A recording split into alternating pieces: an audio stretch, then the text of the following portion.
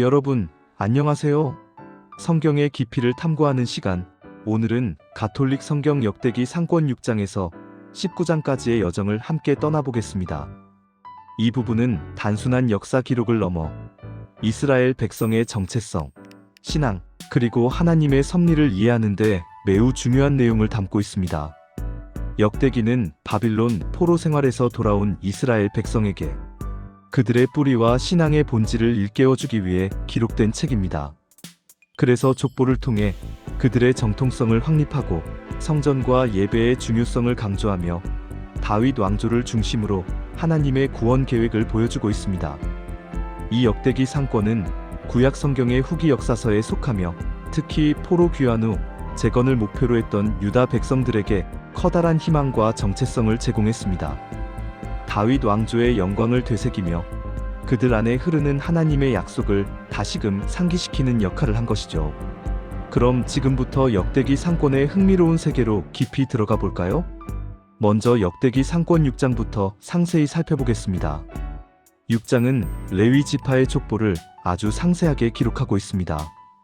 왜 이스라엘의 12지파 중에서도 특별히 레위 지파의 족보를 이렇게 길고 자세하게 다루었을까요?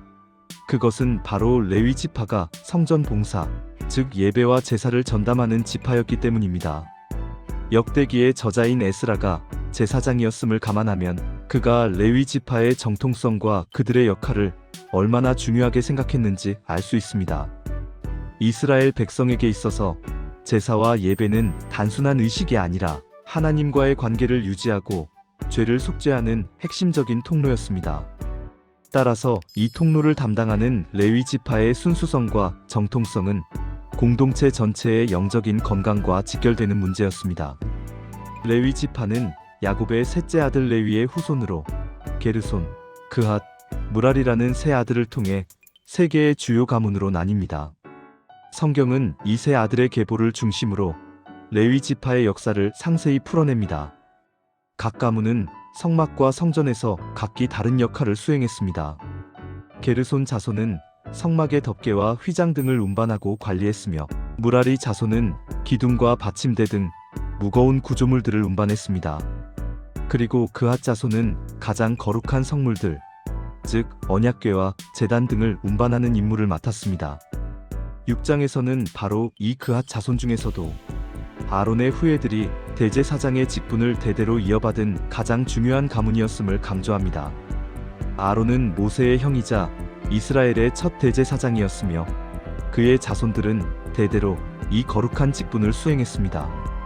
아론부터 시작하여 엘르아잘, 피느하스, 아비수아, 붓기, 우찌, 즈라히야, 무라육, 아마리아, 아이툭, 차독, 아히마아츠, 아자르야, 요하난, 아자르야 솔로몬 시대의 성전에서 사제직을 수행한 자 아마리아, 아히툭, 차독, 살룸, 힐키야, 아자르야, 스라야, 여호차다까지 대제사장직의 긴 역사가 이어집니다.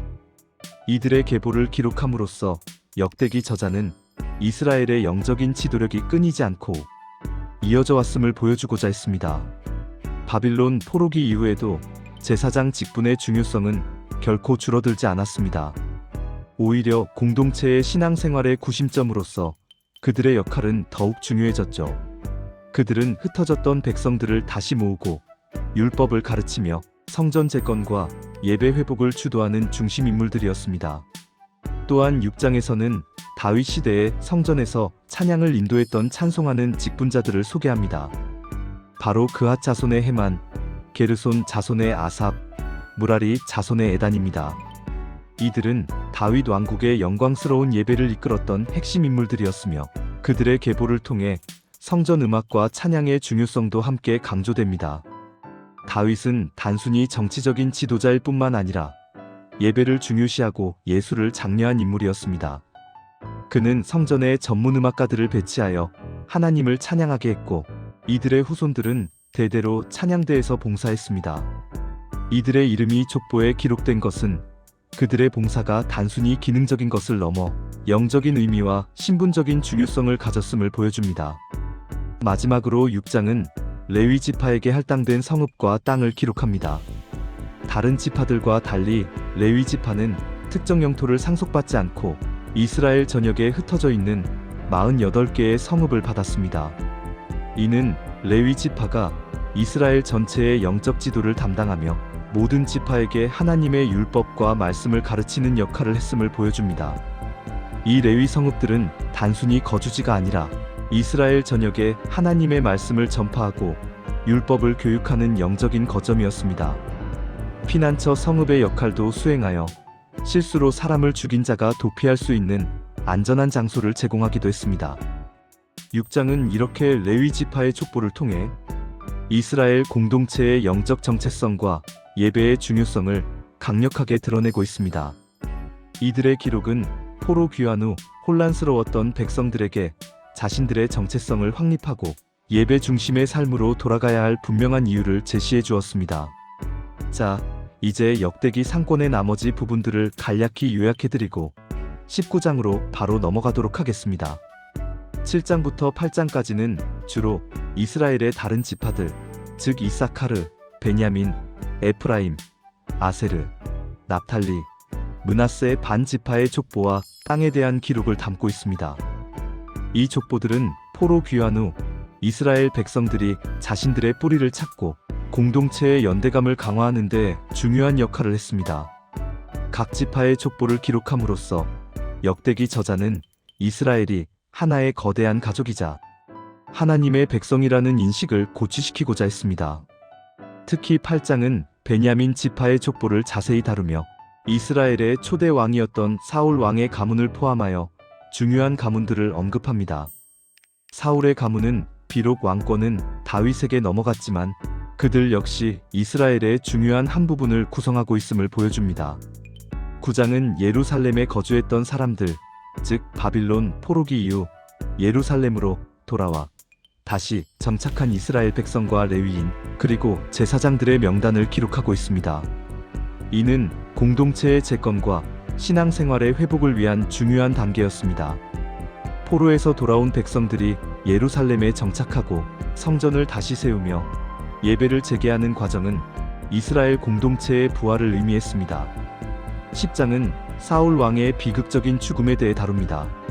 사울은 이스라엘의 초대 왕이었지만 하나님의 말씀을 불순종하여 결국 블레셋과의 길보아 전투에서 패배하고 비참한 최후를 맞이합니다.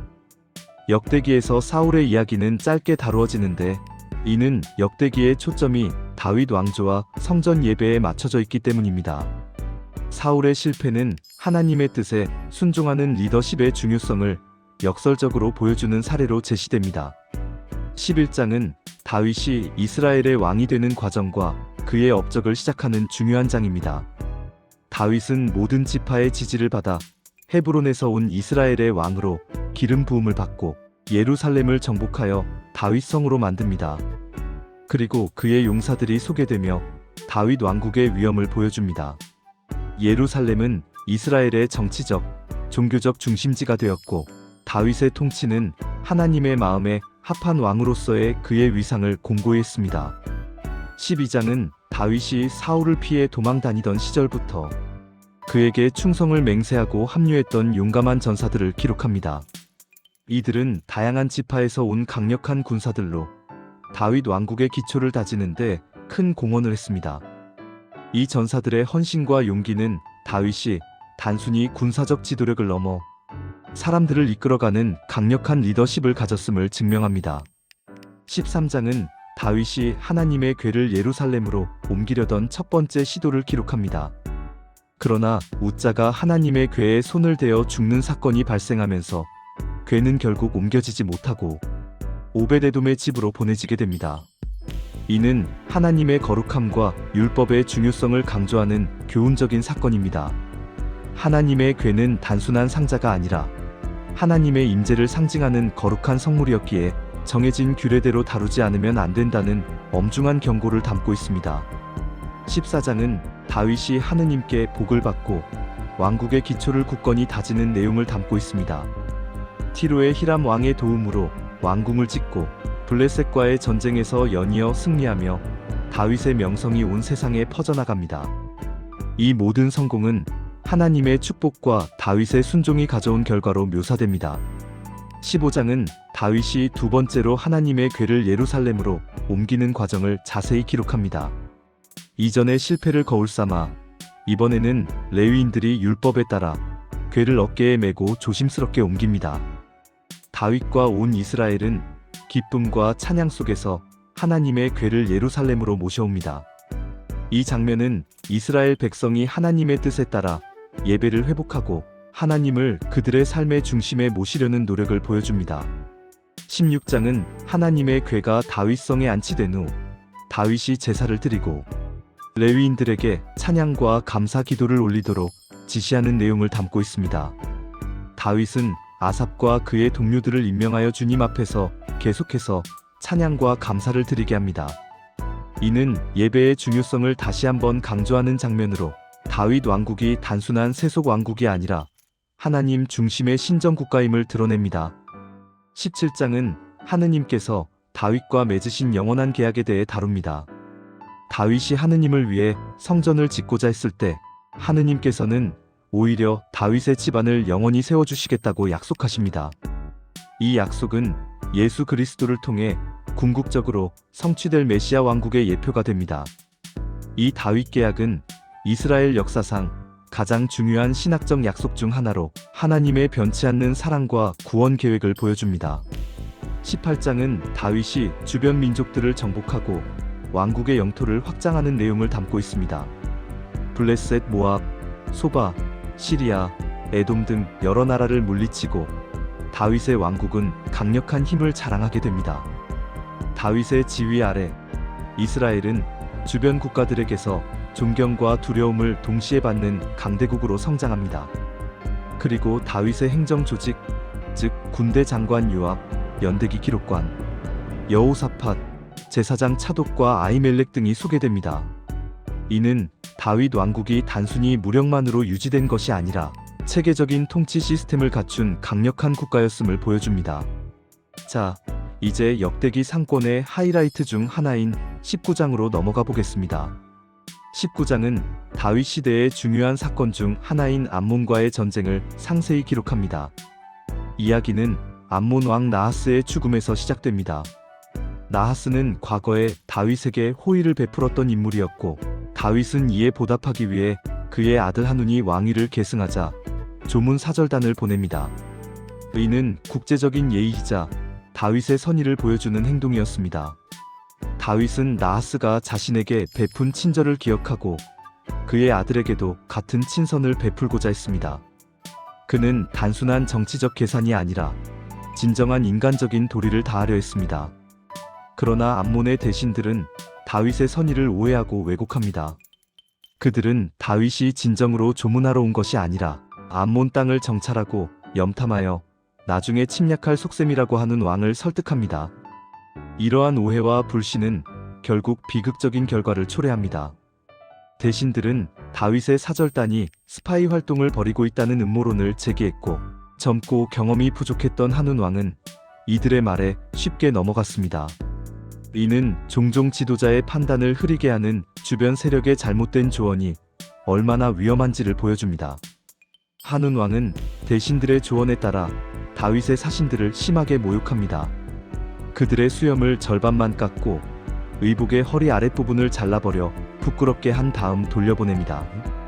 고대 근동 사회에서 수염과 의복은 남성의 명예와 품위를 상징하는 중요한 요소였기 때문에 이러한 행위는 대단히 심각한 모욕으로 간주되었습니다. 수염은 남자의 위엄과 성숙함을 나타냈고 긴 옷은 사회적 지위를 의미했습니다. 이러한 상징들을 훼손하는 것은 그 개인뿐만 아니라 그를 보낸 다윗 왕과 이스라엘 전체에 대한 공개적인 모욕이었습니다. 다윗은 사신들이 돌아와 이 소식을 전하자 크게 분노합니다. 그러나 그는 당장 군사를 일으키기보다는 사신들에게 여리고에 머물러 수염이 자랄 때까지 기다리라고 지시하며 그들의 수치를 덮어주고자 노력합니다.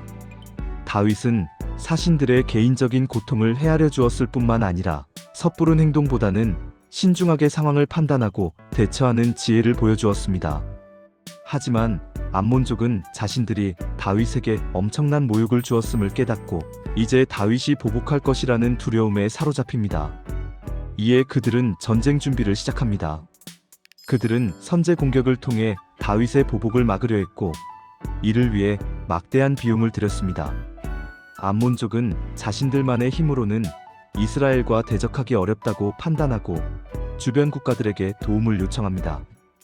그들은 메소포타미아 아람 사람들과 마아카 사람들과 조바 사람들에게서 병거와 기병들을 고용하여 연합군을 형성합니다. 특히 아람은 당시 중동 지역에서 강력한 군사력을 가진 국가 중 하나였습니다. 암몬족은 1,000달란트의 은을 들여 많은 병거와 기병들을 고용하는데 이는 상당한 액수의 군사비였습니다. 이들은 이스라엘과의 전쟁을 위해 동원할 수 있는 모든 자원을 총동원하려 했습니다. 다윗은 암몬족이 자신들을 향해 전쟁을 준비하고 있음을 알게 되자 그의 군대 장군 요압을 모든 정예 군사와 함께 출동시킵니다. 요압은 탁월한 전략가이자 용맹한 지휘관이었습니다. 그는 다윗 왕국의 가장 신뢰받는 군사 지도자 중 한 명이었습니다. 요압이 이끄는 이스라엘 군대가 암몬의 수도 라빠 근처에 도착하자 암몬 연합군은 성읍 문 앞에 진을 치고 이스라엘을 기다립니다. 암몬군과 그들을 돕기 위해 고용된 아람 용병들은 두 방향에서 이스라엘을 공격합니다. 암몬군은 성읍 문 앞에서, 아람군은 평원에서 진을 칩니다. 이는 이스라엘 군대를 협공하여 포위 섬멸하려는 전략이었습니다. 요압은 이 상황을 보고 현명한 전략을 세웁니다. 그는 이스라엘 군대를 둘로 나누어 자신은 아람군을 상대하고 자신의 동생 아비사이는 암몬군을 상대하도록 합니다. 이 분할된 지휘는 각 전선에서 최대의 효과를 내기 위한 전술적 선택이었습니다. 요압은 동생 아비사이에게 이렇게 말합니다. 만일 아람군이 나보다 강하면 네가 나를 돕고 만일 암몬군이 너보다 강하면 내가 너를 도우리라. 우리는 우리 백성과 우리 하느님의 성읍들을 위해 용감하게 싸우자. 주님께서 좋으실 대로 하시기를 바라노라. 이 말은 요압의 지혜와 용기, 그리고 하나님께 대한 신뢰를 보여줍니다. 그는 동생과의 상호 지원을 약속하며 전장의 불확실성 속에서도 승리에 대한 확신을 심어주었고, 무엇보다 이 전쟁이 단순한 영토 확장이 아니라 우리 백성과 우리 하느님의 성읍들을 위한 정당한 전쟁임을 강조했습니다. 치열한 전투가 벌어집니다. 요압은 그의 부대와 함께 아람군을 향해 돌격하고 아람군은 요압 앞에서 도망칩니다. 아람군은 이스라엘의 강력한 공격에 저항하지 못하고 뿔뿔이 흩어졌습니다. 아람군이 도망치는 것을 본 암몬군도 전의를 상실하고 아비사이 앞에서 도망쳐 성읍 안으로 숨어버립니다. 이렇게 요압과 이스라엘 군대는 첫 번째 전투에서 대승을 거둡니다. 요압은 암몬군을 즉시 추격하여 섬멸하는 대신 승리를 거두고 예루살렘으로 돌아옵니다. 이는 암몬을 완전히 제압하기보다는 일단 적의 주력 부대를 격파하고 전열을 가다듬을 시간을 갖기 위한 신중한 결정으로 보입니다. 그러나 아람 사람들은 이스라엘에게 패배했다는 사실을 받아들이지 못합니다. 그들은 유프라테스 강 건너편의 아람인들까지 불러 모아 다시 군대를 재정비합니다. 특히 하다세제르의 군대 지휘관 소박이 이들을 이끌었습니다. 아람은 그들의 패배를 명예롭지 못하다고 여겼고 더욱 대규모의 병력을 동원하여 이스라엘과의 결전을 준비했습니다. 다윗은 이 소식을 듣고 직접 출정합니다. 그는 더 이상 요압에게만 맡기지 않고 왕국의 운명이 걸린 이 중요한 전쟁에 직접 나서기로 결정합니다. 다윗은 온 이스라엘 군대를 모아 요르단 강을 건너 아람군과 대치합니다. 에필로그 전투는 다시 한번 치열하게 벌어지지만 다윗은 놀라운 전술과 용맹함으로 아람군을 크게 격파합니다.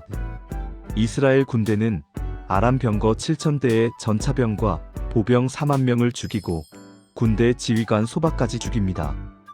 이 대규모 승리는 다윗의 군사적 역량과 함께 하나님의 도우심을 명확히 보여주는 사건입니다. 이 큰 패배 이후 하다세제르에게 종속되어 있던 모든 아람 왕들은 이제 이스라엘과 평화 조약을 맺고 다윗의 종이 됩니다. 그들은 더 이상 암몬을 돕기를 거부하고 암몬은 혼자서 이스라엘을 상대해야 하는 처지가 됩니다. 이로써 암몬과의 전쟁은 이스라엘의 압도적인 승리로 끝나게 됩니다. 다윗은 이 전쟁을 통해 북방의 강력한 세력이었던 아람을 제압하고 이스라엘의 패권을 확고했습니다. 역대기 상권 19장은 다윗 왕국의 위대함과 하느님의 백성을 보호하시는 그분의 능력을 극명하게 보여줍니다. 다윗은 단순히 강력한 군주가 아니라 하나님의 뜻을 따르는 지도자로서 이스라엘을 강하게 만들었습니다. 그의 리더십 아래 이스라엘은 정치적, 군사적, 영적으로 절정에 달했습니다.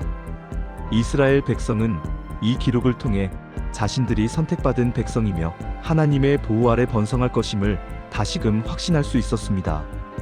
이번 여정을 통해 역대기 상권 6장에서 19장까지의 핵심 내용을 이해하고 이스라엘 백성의 역사와 신앙이 어떻게 이어져 왔는지 느끼셨기를 바랍니다.